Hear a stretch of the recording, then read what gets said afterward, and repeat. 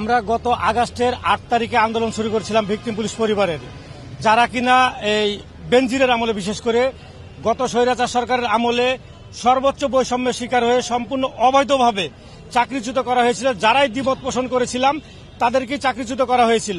যখন দেখলাম বাংলার মাটিতে আর সেই প্রেতাত্মা হারুন, বেনজির, বিপ্লব, হাবিব তারা নেই, তখন আমরা আমাদের দাবিগুলো নিয়ে বৈষম্য বিরোধী সরকারের কাছে আমরা উপস্থাপনের জন্য সচিবালয়ে একটা কর্মসূচি ঘোষণা করেছিলাম এবং আমরা সুশৃঙ্খল আন্দোলন করেছিলাম।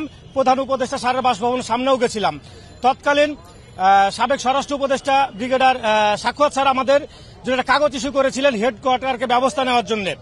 আমরা যখন আমাদের যৌক্তিক দাবিগুলা নিয়ে গেলাম হেডকোয়ার্টারের কাছে, আমাদের প্রতিনিধি দল গেল ভিতরে এবং স্যারকে আমরা বুঝাতে সক্ষম হলাম যে স্যার আমরা এই কারণে চাকরিচ্যুত হয়েছি, আমাদের সাথে অন্যায় হয়েছে, বৈষম্য হয়েছে। আপনাদেরকে কি প্রতিশ্রুতি দেওয়া? আমি সেটাই বলি।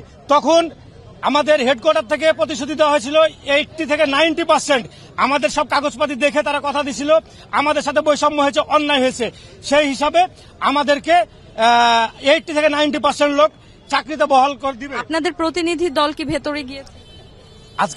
আজকে 5 জন প্রতিনিধি গেছে, কিন্তু ভিতরে যে লাভটা কি? আমরা সেই আগস্টের 18 তারিখে আন্দোলনটা বন্ধ করেছি, স্থগিত করেছিলাম। আমাদের প্রশ্ন এখন দুইটা, চাকরিতে অন্যায়ভাবে চাকরিচ্যুত যারা হয়েছে তাদেরকে চাকরিতে পূর্ণবহাল এবং আমাদেরকে গত 6 মাসে কেন মিথ্যা আশ্বাস দেওয়া হলো, কার ভয়ে?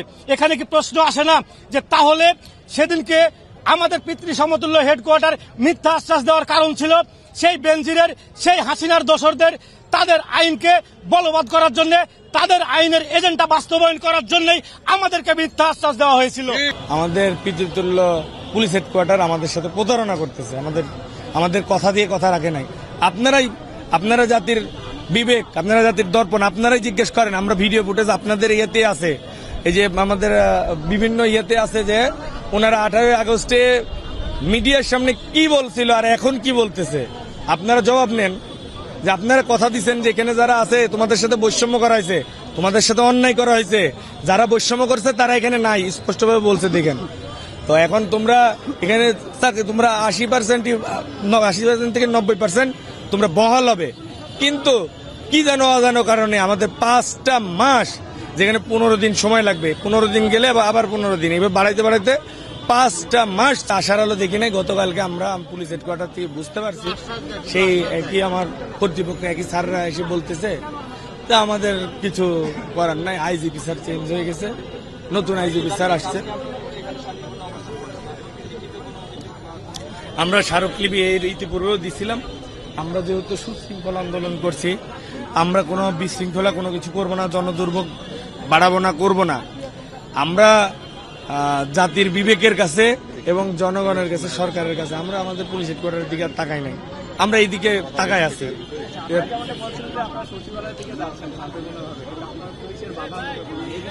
আমরা যেহেতু এই বাহিনীর সদস্য ছিলাম, আমরা ট্রেনিং প্রাপ্ত সদস্য এবং আমাদের দায়ী দায়িত্বটা আমরা বুঝি, তাদের দায়ী দায়িত্ব তারা পালন করবে। এটা আমি যদি ওই কাতারে থাকতাম তাহলে আমিও এটাই করতাম এবং আমরা আইন ভাঙতে পারি না, যে কারণে আমরা এখানে বসে পড়ছি। ওনারা বাধা দিচ্ছে, আমরা যাবো না। আমরা বলছি যে তাহলে আমাদের কয়েকজন প্রতিনিধির সাথে আমাদের স্বরাষ্ট্র উপদেষ্টা মহোদয়ের সাথে একটু দেখা করতে হবে। এবং আপনারা জানেন যে কয়েকদিন আগে আমাদের আইন উপদেষ্টা আসিফ নজরুল স্যার বলছিল যে পুলিশ বাহিনীতে এখনো 80% আওয়ামী লীগ, ঠিক আছে। তো যদি এরকম কোন দলের লোকজন থাকে তাহলে আমাদের বল তারা করতে পারবে না। আমরা এখন স্বরাষ্ট্র উপদেষ্টা স্যারের কাছে যাব, উনি কি আশ্বাস দেয় দেখি, কথা বলি। তো ওনার কাছেও যদি ব্যর্থ হয় তাহলে আমাদের একমাত্র আর ভরসা আশ্রয়স্থল নোবেল বিজয়ী আমাদের ডক্টর মোহাম্মদ ইউনূস স্যার। তারপরে যদি না হয় তাহলে আল্লাহ। আর আইন বিধি সম্মত অনুযায়ী আমাদেরকে সাময়িক বরখাস্ত করা হয় না বা ডিসচার্জ করা হয় না। যেমন বাংলাদেশের সংবিধান হচ্ছে সর্বোচ্চ বড় আইন, সেই সংবিধানে উল্লেখ আছে যে 32 ক্লোজ হচ্ছে 2-3 অনুচ্ছেদে বলা আছে যদি কোনো আইনের দ্বারা কোনো হচ্ছে কর্মচারী, কর্মকর্তা বা প্রজাতন্ত্রের কোনো জনগণ সংক্ষুব্ধ হয়, সেই আইন ওখান থেকে বাতিল বলে গণ্য হবে।